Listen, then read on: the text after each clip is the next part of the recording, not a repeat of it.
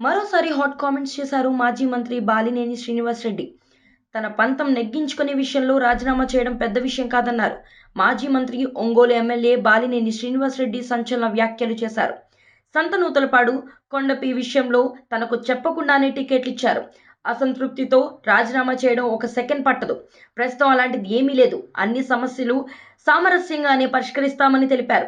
వచ్చే ఎన్నికల్లో జిల్లాలో వైసీపీ అభ్యర్థులందరూ విజయం సాధిస్తారని ధీమా వ్యక్తం చేశారు. ఎర్రగొండపాలెం అభ్యర్థిని గెలిపించుకునే బాధ్యత తనపై ఉంది.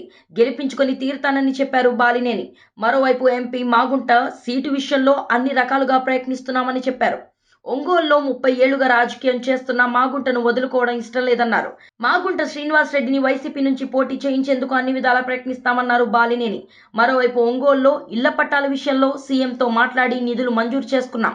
25,000 మందికి పట్టాలు పంపిణీ చేస్తున్నామని తెలిపారు.